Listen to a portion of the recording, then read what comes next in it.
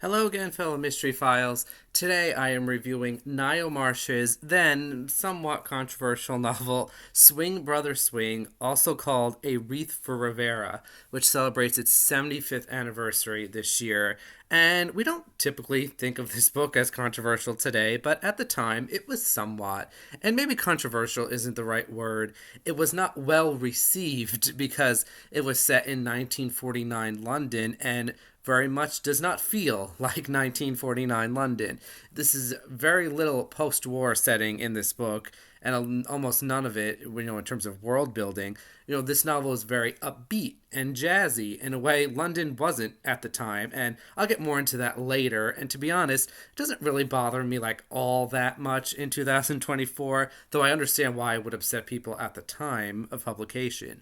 And as a result, this is one of Ngaio Marsh's sort of like lesser discussed novels, which is a shame because the plot is very good and it's an important one for Roderick Allen. It's the one where Troy's pregnancy is revealed and also marks the final appearance of Nigel Bathgate. This is a good novel, but it does have some issues, as I'll discuss, in particular, one rather large issue. And as a matter of fact, just as a reminder, I will have a spoiler free section up until the point of the murderer reveal, at which point I will warn you it's coming, and from that point forward, spoilers are fair game. Before I begin, make sure you like and subscribe to keep up to date with the channel. Swing Brother Swing begins with a rather short epistolary chapter of different letters from different characters, indicating their various thoughts when the story begins. Most notably, here we have Lady Pastern and Bagot. Her first name is Cecile. She's writing to her niece in France, Carlile Wayne, explaining that Lady Pastern and Bagot hates her husband George, the Marquis Pastern and Bagot, because he's gone completely off the deep end once again. This time he's taken up various strange hobbies like yoga, which was considered a dark art in 1949, and nudism, and insists his wife join him in those hobbies, which she refuses to do. She's moved out of the family ancestral home to their other home, Dukesgate, but Lord Pastern Bagot has also moved there because he sold the other home to pay for his weird hobbies. But they have been somewhat on good terms lately because Lady Pastern Bagot can't stand silence ever since she was in the London Blitz, and her husband has now taken up the timpani in a jazz band. She also asked Carlile to come visit because the lady's daughter from her first marriage, Felicity D, refuses to marry Ned Manx, a distant relative. We learn through one of Felicity's letters that she's practically engaged to Carlos Rivera, who plays in the same band as her stepfather, but there are some unspecified issues there. There's also a letter to someone known simply as GPF, which stands for Guide, Philosopher, Friend, and this person is some kind of like Dear Abby knockoff at the Harmony tabloid magazine. This letter, simply signed by Toots, complains about some kind of problems with the fiancé, and it's pretty clear right away that this letter is from Felicity, although she is not named. Lady Pastern Bagot also writes to GPF complaining about her husband, and she's not secretive at all. And she also includes some tabloid headlines about some of the insane stuff her husband found himself in, including many court appearances and one for a kidnapping plot. Cecile, however, is more concerned that her husband isn't a good stepfather to Felicity, and he isn't doing anything to prevent her from making a mistake by marrying such an unsuitable figure. The letters end, and we are introduced to Breezy Belair, the jazz conductor of the band Lord Pastern and Bagot just joined. Breezy Belair is very clearly inspired by the American bandleader Spike Jones, who was popular but also like a bit outrageous. There's a lot of tension in this orchestra because Sid, the timpanist, is being replaced for part of the show by Lord Pastern and Bagot, who, by all accounts, sucks. But he'll bring in an audience because he is so notorious, everyone will come to see him. And I think a good comparison to Lord Pastern and Bagot would be like the Kardashians, these incredibly famous people who are like always in the news making questionable headlines, but they draw a crowd and they're famous for being famous. No doubt the Pastern and Bagots would have had their own reality show on like Bravo or E if they lived in 2024. And not only does Lord Pastern and Bagot suck at playing the timpani, He also sucks at writing music, but Breezy announces to his boys that Lord Pasternack is paying him to play this piece of music that's pretty awful that he wrote himself, in which he gives himself a very large timpani solo. This number also includes a short theatrical production because, of course, it does. This is Ngaio Marsh, so he always has to work in the theater somewhere. And part of these theatrics include Lord Pasternack and Bagot going full on Yosemite Sam, in which he will yell yippee hee hee and shoot a gun into the air. This will cause Carlos to drop dead. Breezy will place a mourning wreath over him, and the music turns into a somber funeral march. Naturally, this has Breezy's band, which they call Breezy's Boys, absolutely mortified. They beg Breezy not to go through with this and suggest a number of changes, to which Breezy lists several even worse suggestions. Carlos is also mad, not because he has to pretend to deal with all of this stuff, but because everyone's just hating on his future father-in-law. Skip ahead a few days, and Carlile Wayne arrives at Duke's Gate, where she finds her aunt, Cecile, still very upset over her husband's refusal to stop Felicity from marrying Carlos. Lady Pasternack Bagot is extremely snobbish, to say the least, and she can't stand that her daughter is going to marry a musician. And not only is he a musician, he is a Spanish musician who plays the piano accordion. She's horrified that Carlos plays such an odious instrument like the piano accordion. She mentions that a lot. And she's still trying to push Felicity to marry Ned Manx, but Ned and Carlile have been getting a little flirty with each other. And she's even more horrified that her husband allows Breezy Boys to practice in their house. And it's pretty clear at this point that Breezy is just taking advantage of Lord Pasternack Bagot's wealth and notoriety for his own gain. But before the big jazz debut of Lord Pasternack Bagot in Breezy Belair's band at the Metronome, the Pasternack Bagots throw a little dinner party. And much of this is told from the point of view of Carlile Wayne. Ngaio Marsh loves to do this sort of thing in books like Swing Brothers Swing, when the recurring characters don't come into the scene until later.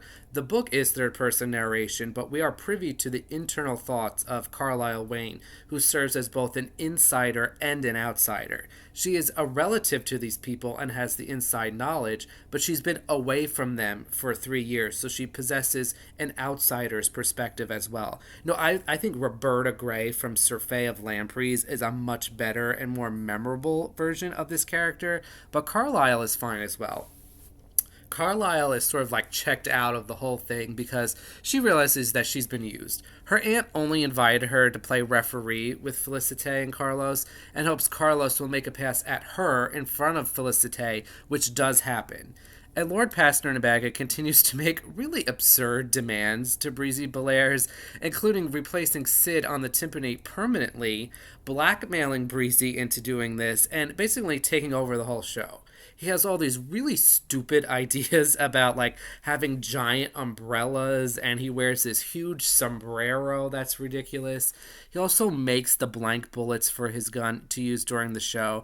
And I'm not going to spoil which book, but this scene may seem reminiscent of something that happened in a previous Ngaio Marsh book, although, the outcome here is very different. And Felicity is upset because Carlos is acting like a jerk and flirting with Carlile. He's portrayed unflatteringly as a stereotypical Spaniard, and Marsh unfortunately interchanges the word Spanish with other nationalities like Mexican and Argentinian. Felicity and Carlos get into a huge fight. Carlos actually winds up flirting with everyone and threatens them. Ned Manx punches him. The whole dinner is very unpleasant for everyone involved, but Felicity all of a sudden perks up when she receives a letter, though we're not told what this letter is right away. At the Metronome, things aren't getting any better. Lady Pasternack is upset because the place is too loud, the family's table is too close to the band, and her husband has, air quotes here, borrowed an expensive parasol for some dumb idea he has. Breezy Belairs is an absolute mess. He has a nervous disposition normally, but it's even worse after being threatened by both Lord Pasternack Bagot and Carlos Rivera. Breezy assures Sid that the Marquis is not permanently taking over for him, despite what Lord Pasternack Bagot says. He's also worried about these tricks Lord Pastor and Bagot wants to do.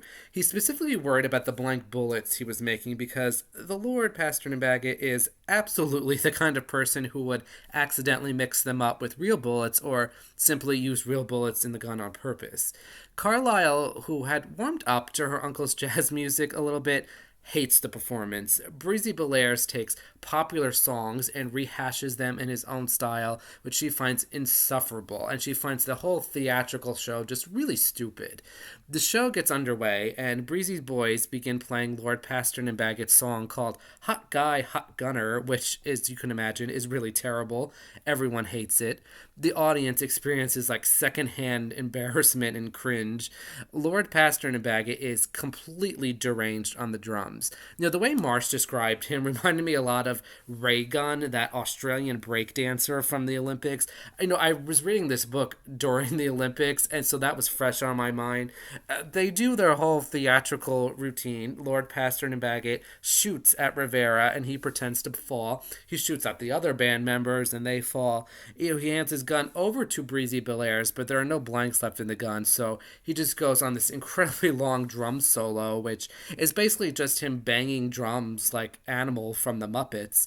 And Breezy sticks to the plan and places the wreath on Rivera, and he is carried off by the waiters on a gurney. As Ned and Carlile dance and talk about how embarrassing the performance was, Ned is summoned backstage where Carlos Rivera is dead. Breezy noticed blood on Rivera's chest when he placed the wreath and whispered to the waiters about this. Scotland Yard is called in, and the officer in charge is Inspector Fox. It is not Allen, and Fox leads a very competent investigation. We don't often get to see Fox out on his own, and this won't last very long, but it does happen from time to time. And Inspector Fox is more than just Allen's sidekick. He's competent in his own right. It appears Rivera had some kind of dart stuck in his chest. No one in the audience saw anything because they could barely look at the cringy performance. None of the band members are any help. Inspector Allen comes backstage. He wasn't called in, but he happened to be in the audience because he and Troy went to see the show, which, to be honest, doesn't seem at all like the thing they would be interested in. But anyway, the dart in Rivera's chest isn't actually a dart. It's part of Lady Paston and Bagot's parasol clip, and we're told this clip is very thin and small and slender. It's much smaller than a normal umbrella clip. The gun's barrel is scraped and damaged when it shouldn't be.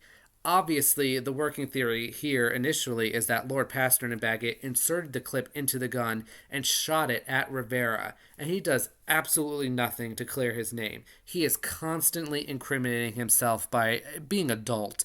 There's about half a chapter or so where all of this technical information is thrown at us. It is not interesting. It's very dull, and thankfully, it's only a small portion of this book.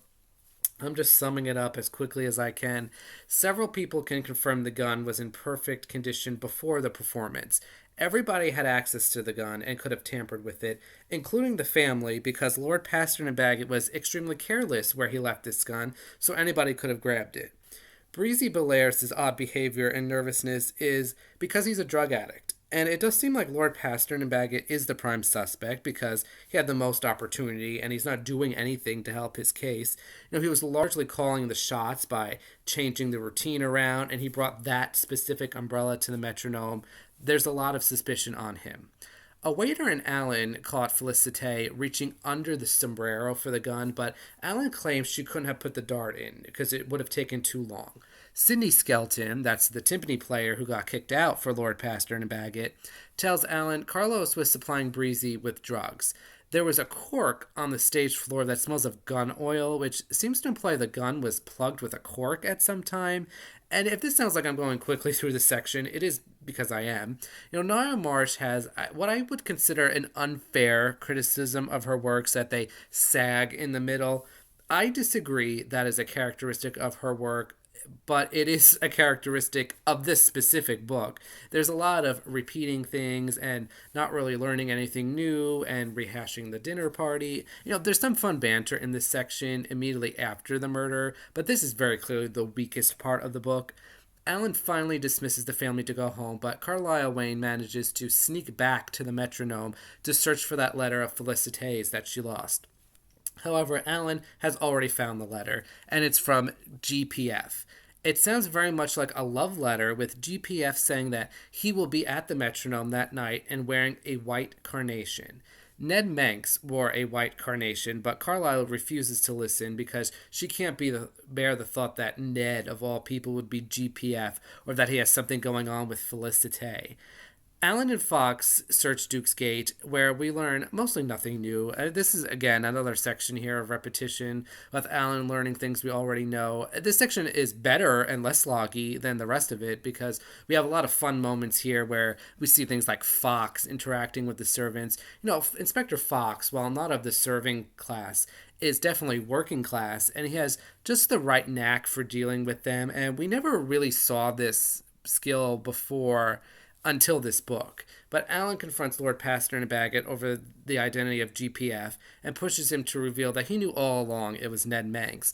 Although the possibility of the letter to Felicity being forged is brought up, Fox and Alan realize Lord Pastor and Bagot is being framed, and someone is taking advantage of his kooky personality to do so. There was just too much incriminating evidence against him that easily could have been cleared away. Alan confronts Felicity about Rivera and Ned Manx, and she denies there was any fight between anyone, but she did end her relationship with Carlos, but it was friendly, and Ned Manx absolutely under no circumstances punched Carlos in the ear, which we know is a lie. In his apartment, Carlos Rivera had two letters, one from and one to GPF, signed a mechanic named Sparkplug, and these were either planted there or Carlos wrote them himself. But the important thing to note is that these letters were written on the same typewriter Felicity's was, and Alan realizes that Felicity's letter was indeed a fake, written by Lord Pastor and Bagot to split her away from Carlos into the arms of Ned Manx. The police also find all kinds of drug paraphernalia and blackmail notes, including one with the initials BB, possibly for Breezy Belairs, and a threatening letter from Sid Skelton threatening to expose Carlos. Alan's old friend, the journalist Nigel Bathgate, reappears after a several book absence, and this will be his final appearance. Alan and Nigel seemed very hostile in this book, which is very counter to their relationship in other novels. I think Marsh was beginning to sour a lot on Nigel as she kept using him less and less and in more unflattering ways. Inspector Fox and Troy definitely took over as Alan's sidekicks by this point, and just to demonstrate this, Alan has open hostility for Nigel in this book, which comes not 2 minutes later after he asks Fox to be the godfather of his and Troy's unborn son, who would later become Ricky Allen. And Nigel provides really nothing of interest other than that he doesn't think Ned Manx could be GPF because Manx is a serious reporter and he wouldn't have anything to do with this frivolous and cheap GPF business. Alan summons Carlile away into his office because she is very easy to get information out of. He asks her about this stiletto that was part of the dart weapon, which he suspects comes from Lady Pastor and Bagot's sewing box. Carlile confesses that, yeah, the stiletto was probably there, and it's missing now because Felicity somehow or other just randomly walked off with it, and there's also this missing silver pencil belonging to Miss Henderson, who is a character I didn't even mention yet, but she was Felicity's governess, but just kind of stuck around, even though Felicity is an adult now. This is all a very convoluted way for Alan to figure out the dart was built at Duke's Gate with pieces that came from all these different rooms, and he has to figure out who was where and at what time.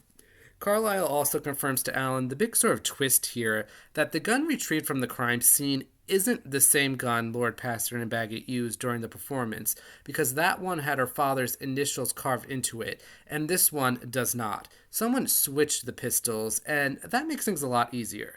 The other pistol was found flushed down the toilet at the metronome, and we're nearing the end here, so this is where the spoiler-free section ends, so back out now if you need to. You've been warned. There will be spoilers ahead.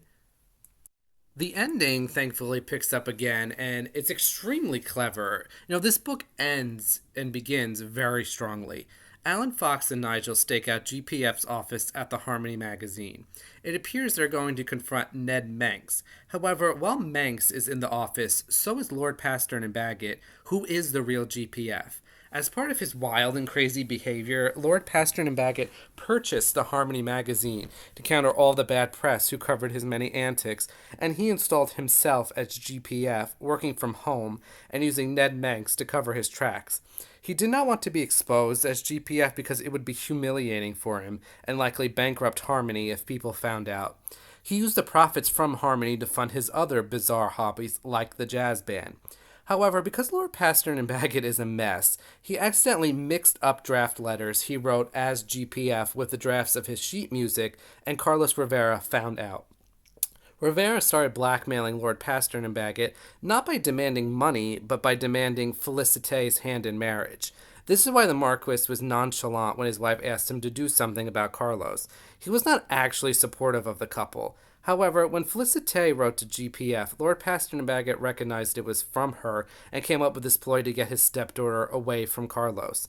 At dinner before the performance, Ned placed a white carnation in his jacket, so Lord Pastern and Bagot took the opportunity to hastily write that letter to Felicity as GPF, claiming he would be at the metronome wearing a white carnation in his lapel. When Felicity realized this was Ned, she dumped Carlos almost instantly. However, the murderer is not Lord Pastern and Bagot. Not only could he not have switched the guns when he shot at Rivera, Rivera was holding his accordion, or his piano accordion as it's called, in front of his chest, and because the accordion was not damaged, he couldn't have been killed then. The only time he could have been killed was when he was already on the ground after falling, and that means the only person who could have killed him is the only person who went near him when he was on the ground, Breezy Belairs. And this plot is really clever and delightful. It takes a bit to get there, but once you do, it is extremely satisfying. Rivera was never shot with the dart. Breezy Belairs stabbed him on stage in front of everyone. And when you read the scene where it happens, knowing the solution, you recognize Marsh's skill as a writer here because she tells you exactly what Breezy is doing in that moment, and it goes right over your head. Breezy stabbed Rivera with the dart and then used the psychological moment of the stage effects and Lord Pastern and Bagot's maniacal performance to avoid being seen because everyone was looking elsewhere. I may have neglected a few key details in my spoiler-free section because I thought if I mentioned them there, it would become a little too spoilery, but Breezy had Lord Pastern and Bagot pat him down to look for a pill, but what this proved was that Breezy didn't have anything else on his person at the time, including the dart. However, there was something that was not searched, and that was Breezy's baton. Breezy did not conduct his band with a baton that night, but rather with the dart itself, which resembles a baton. He just hid the bottom piece in his hand to prevent anyone else from noticing. Then he pretended to throw up in the bathroom afterwards and used his retching sounds to cover up him trying to flush the gun down the toilet. The reason why Breezy murdered Rivera is because Rivera threatened to withhold drugs from Breezy. Lord Pastern and Bagot was trying to strong-arm Breezy into giving up the drugs by threatening to join the band full-time to keep an eye on him, while Rivera was essentially trying to do the exact opposite. Rivera wanted Lord Pastern in the band so he could put more pressure on him regarding Felicity. Breezy was extremely distressed and going through withdrawal, and he turned on Rivera for denying him drugs earlier in the evening. Rivera was also blackmailing Breezy over his drug use, but Breezy's breaking point was the denial of drugs that stemmed from all the Felicity GPF stuff that had happened that night.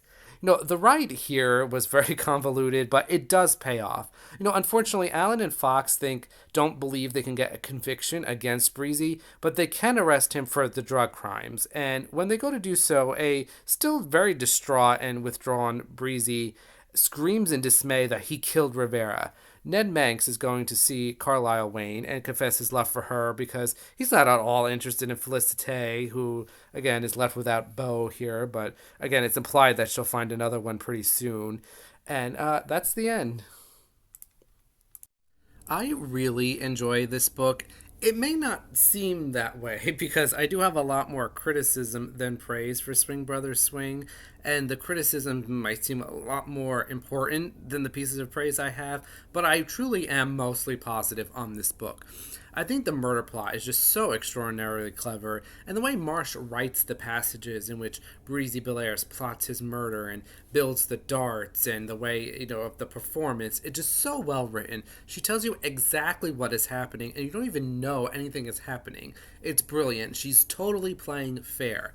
And I love how creative this murder is. Marcia is always very good at creating these outrageous plots, but making them so believable. And it's a shame we don't have an adaptation of this novel because I think this one is pretty ripe for one. I think it would be a lot of fun. And it'd be a lot of fun to keep track of where everyone is and what they're doing. It is a lot of work to follow to solve it. I imagine a lot of people just aren't tracing everyone's movements all the time, which you would need extra pen and paper or whatever if you were actually trying to solve this. But it's actually, a very simple murder, as these tend to be. Remember, that's one of my tips for solving a mystery. The more complex it appears, the simpler it really is. And I think the one-time characters in this book are just absolutely fantastic. And I'll talk more about them later, but Lord Pastern and Bagot, Lady Pastern and Bagot, both truly fantastic characters. And even the likes of Carlile Wayne and Ned Manx are pretty great as well. My list of items to praise here is sort of short, but that should not be mistaken for me thinking this book is bad. I love this book, but it is a novel whose plot I think is a lot stronger when you think about it and when you talk about it and you discuss it than it is when you're actually reading it, because when you're reading it does get a bit convoluted. But again, I think that's why I think this would adapt so well for the screen, either TV or film or whatever. When I ranked every Roderick Allen novel, I placed Swing Brothers Swing at number 11 of 32 or 33 novels. That's probably just a little too high. I think I would give more importance to its flaws and drop it slightly a couple of spots, maybe number 14 or something, which is closer to the halfway point. I realize I'm probably on an island unto myself in liking this book. Reviewers from all times since its publication have not been kind to this book. And I understand and I agree with their reasoning. This book drags considerably after the murder. This was a problem Marsh had in her earliest novels, like A Man Lay Dead and Vintage Murder, where she would just get so bogged down in explaining all the complexities of her plots that it became uninteresting. She would explain everything, and we don't need all of that. It's like she wanted to discredit people who were going to claim that this plot is impossible by proving it wasn't, but I do think letting the reader's imagination take over and fill in the small gaps is much preferable than this. So as long as Marsh is able to put together, the basic outline and leave us to fill in, the little bit that needs to be filled in. She had long improved her writing, so this issue did not happen with equally complex plots in her last couple of novels, but it seems like this was a reversal. It's clever and brilliant, but the over-explaining does detract from its brilliance. And because of this, it feels like Allen and Fox are really sidelined here. They feel almost like afterthoughts until the last quarter of the novel where they really pick up steam. The main criticism of this book at the time was the setting did not feel accurate to the times. This book is set in 1949 London and doesn't feel like it at all. This never used to bother me, but on this reread, I'm going to be honest, it still didn't bother me, but it did a little bit. When you select a setting, you should depict that setting. And yes, there are references to the Blitz and food rationing, but they're almost all at the very beginning, and they're kind of thrown in there. They're not interwoven into the plot. I had always assumed Marsh started this novel before the war and just held off on it until after the war, where she wrote these more, during the war she had all those New Zealand set novels and whatnot, but that is not the case. The problem stems from the fact that Ngaio Marsh had not been in England in over a decade. She spent the entirety of the war and its aftermath in New Zealand and was removed from what was happening in England, and you can feel the setting is really more of her memories of England from before the war than what England was actually like in 1949. It's way too upbeat and lighthearted, and that does fit the plot, but this is a rather unserious plot tonally, but it is a little irksome if you care about this sort of thing. However, my biggest issue with this novel is that scene where Breezy has everyone pat him down to search for the pill. The first time I read this novel, I instantly knew Breezy was the murderer before the murder happened. And that scene was indicating, oh, he doesn't have a weapon on him, and that's his alibi, which, to me meant oh, he definitely did it, and this is just misdirection. It was just so obvious to me, and I didn't even mention it in my spoiler-free section because I thought it would spoil the book. It did for me in my first read. Usually Marsh has a lot more finesse than that. And there are some minor other issues as well. I think the depiction of Carlos Rivera aged poorly. Marsh interchanges different Latin and Spanish nationalities as if they are the same thing, which isn't good. His ethnicity is directly connected to him being a drug dealing blackmailer. I didn't care for the drug motivation for Breezy Belairs. Marsh really goes overboard in criticizing drug use. It becomes almost preachy across her books. We get it. Drugs are bad. I would have preferred a more personal motivation for the murder. And to be fair, and there are other factors at play. It's just the drug deal thing is the biggest one. And the general consensus of the critics was this is a very good book up until the murder happens and then it goes downhill. I maintain this book ends very strongly as well, but I get the criticism. The plot is good, but there are all kinds of annoying issues littered throughout it. Roderick Allen was a little subdued here for most of his appearance, at least until the end where he really came alive. And he does have fun moments like telling Fox he's going to be a godfather and his general descriptions of how awful Lord Pastern and Bagot was on the drums. In terms of him investigating, I thought there was a lot to be desired. He seemed like uninterested and was just like going through the motions until the very end when he confronts Ned and Lord Pastern and Bagot at the Harmony offices. Alan seemed uncharacteristically angry in this novel for like no reason. He gets perturbed about like how his dinner show was ruined and how Fox connived him to get on the case when he wasn't assigned it. He was mad at Nigel. He wasn't taking any crap from the likes of like Lord Pastern and Bagot and Felicity, which we do see from time to time. I would say this was not a good novel for Roderick Allen content specifically outside of the whole he's going to be a father thing, which I know maybe that upset him. I don't know. He didn't seem that upset about the baby though, so I don't know. It was a much better novel for Inspector Fox, who was delightful as always. This is the first book where we see Fox in action with the servants. Alan always talks about how Fox is good with the ladies downstairs, and this time we actually get to see it in action. And when Alan walks into the servants' quarters, they're all just like eating out of Fox's hand, which is a nice scene. And we really get a great look at Fox at work. He leads the investigation initially, and he does a good job of it, but he does seemingly lack the confidence. He sort of like tricks Alan into taking over the case, and I think this is just probably a comfort thing, or perhaps symbolic of Ngaio Marsh siding with Fox over Nigel Bathgate again. But Fox had a much better character moments than Alan, and I felt he was far more likable presence in this book than Alan. And of course, I love the scene where he finds out he's going to be a godfather, which is always nice that like Alan, with all these like aristocrats in his family and his brother, the diplomat, he picks Inspector Fox to be the godfather to his son, which was just a really nice moment. And then we have Nigel in his final appearance. There's typically this odd tension between Alan and Nigel in that they are good friends and they're bros, but Nigel is also a journalist and he's also wants the inside scoop, and he's often a bit unscrupulous in wanting that. But Nigel's friendship with Alan was nowhere to be seen in this, and Nigel does very little to help Alan here. I probably would have skipped covering Nigel for this video, but this was his last appearance, and Marsh was growing tired of him for unclear reasons. Nigel is sort of pushed out of the canon as Troy is a much more obvious confidant as Alan's wife, and Fox is just a much better friend and a more solid presence. I actually give Marsh a lot of credit for not including Nigel in the future novels. This is a problem I see a lot in the modern day, where mystery writers, after a few books, have like a large universe of recurring characters, and they always try to squeeze them all in to like check up on them, and it becomes really distracting and a mess. So by 86ing Nigel, March is actually freeing up her books, which is always a good thing. As much as I like Nigel and wish he continued on, if Marsh wasn't into him, no point in having him. Our murderer is Breezy Belairs, which I assume is not his real name. We're not given a real name. And I love Breezy Belairs. I didn't necessarily love him as a murderer, though. Again, I wish he had a better motive than the drugs. But he was such a fun presence as this over-the-top band leader who has this profound love of music, but is willing to sell out for money and do these ridiculous low-quality acts for attention.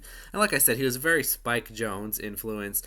There's actually a comment made about how Breezy and his entire band are white, but they're good jazz players despite that. And I think Marsh uses him very effectively. He often contradicts things Lord Pastern and Bagot says, and we've been warned not to trust Lord Pastern and Bagot, which means we should trust Breezy Belairs, but that's all obfuscation done very well. No, he reminded me a lot of a murderer from a previous Allen novel I won't name, and that he too was a nervous disposition but a little hot tempered.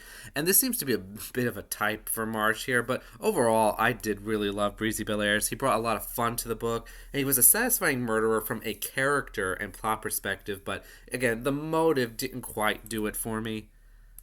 And our victim, Carlos Rivera, I didn't like how his Spanish ancestry was sort of connected to his Casanova personality and his drug dealing and his blackmailing.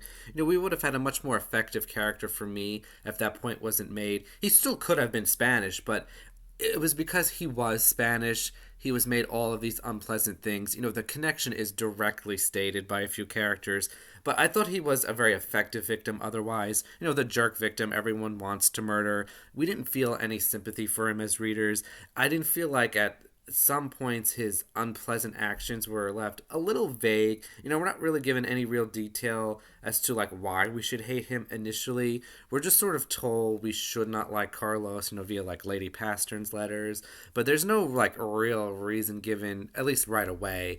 And because Lady Pastern Bagot has her own issues, I think it does send some mixed signals, but overall he was a fine victim had it not been for the prejudice otherwise.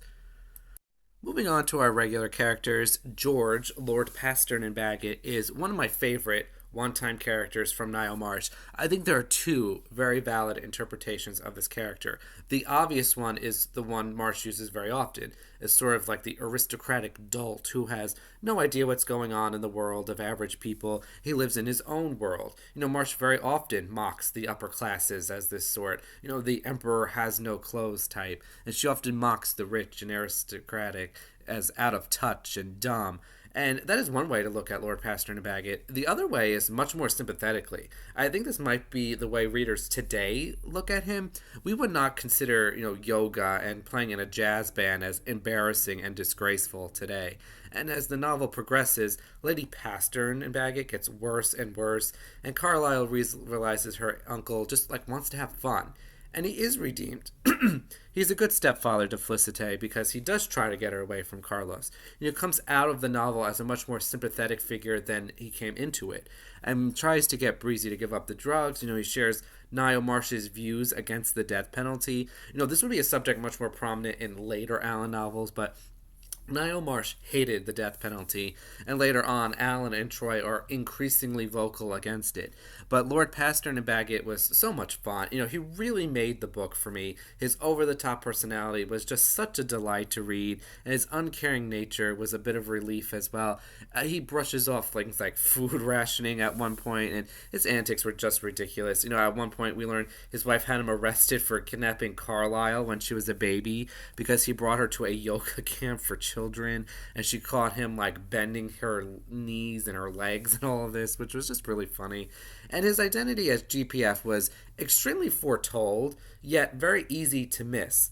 Of course, he would do something like this. Marsh does an excellent job of misleading the reader into thinking Ned was GPF, when it's so obvious this is something Lord Pastern and Bagot would do.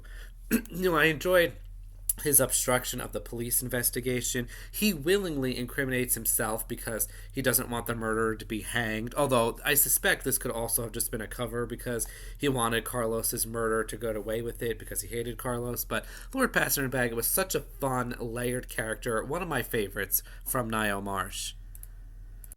Cecile, Lady Pastern and Bagot, is another wonderful character. Her impression on the reader changes quite a bit as the novel progresses. Initially, we are sympathetic to her because she has a terrible husband and her daughter's about to marry this huge mistake, but as time passes, we like her less and less. She nags a lot. She complains about everything. She's definitely like the spoiled sport, doesn't let anyone else have any fun, and while she does serve as a foil to her husband and as somewhat comic relief, Ngaio Marsh expertly hides several clues within her, and these clues go largely unmentioned specifically in the novel.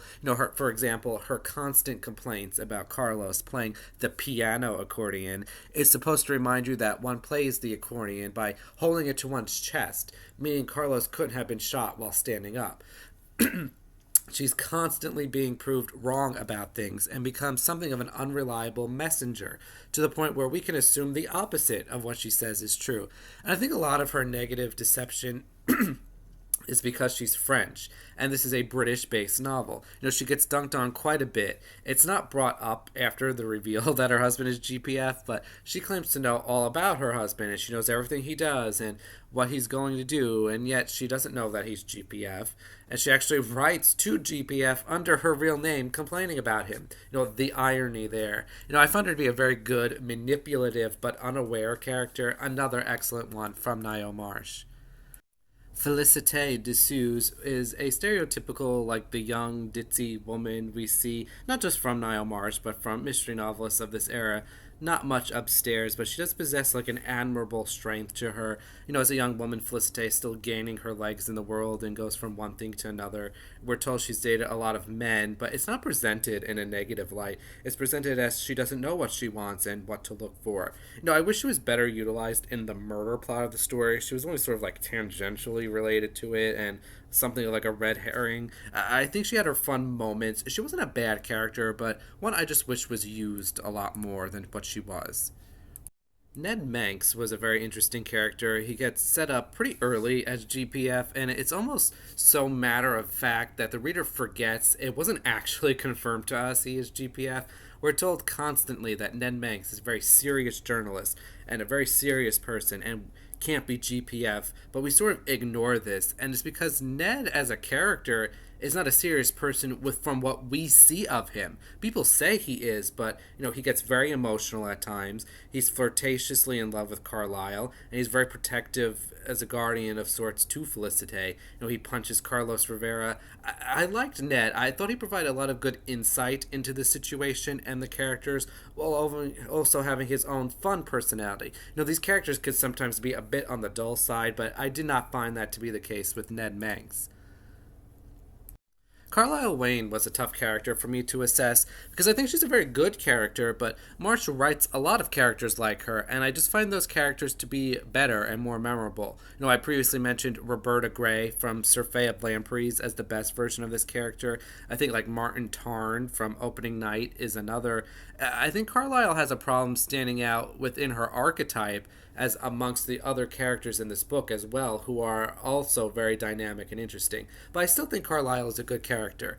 Marsh uses Carlile to mimic the reader's thoughts as the novel progresses. Initially, she's on board with her aunt against her weird uncle, but then she starts becoming more sympathetic to Uncle George when she realizes he's not doing anything wrong. He's just having fun, and that Aunt Cecile became very cranky and just using Carlile for her own purposes, but then, she sort of gets back on board with the weird uncle stuff because the performance was just so embarrassing. And she gets a happy ending. And, for all the jazziness and frivolity of this book, not many characters get explicitly happy endings. And to be fair, we don't even really know that Carlile and Ned get their happy ending. We're not privy to what happens when they meet afterwards, but I think we can assume they do.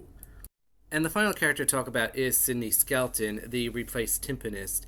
He didn't really play a major role in the plot, but he was always there and present in many of these scenes. And he was fun, very much the sarcastic commentator, and he does take his replacement in great stride. He does express concern about his position, but he never seemed to take it that seriously that he would be ousted.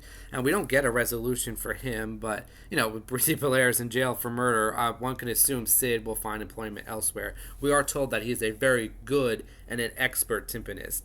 And I always like characters like Sid, who don't play major roles, but they're always fun when they appear. They always deliver, and Sid certainly does that.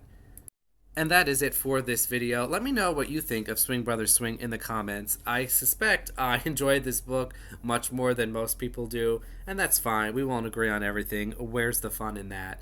Next week is a video I've seen people be very excited for, and also requested quite a lot, actually, and though I was always going to do it now.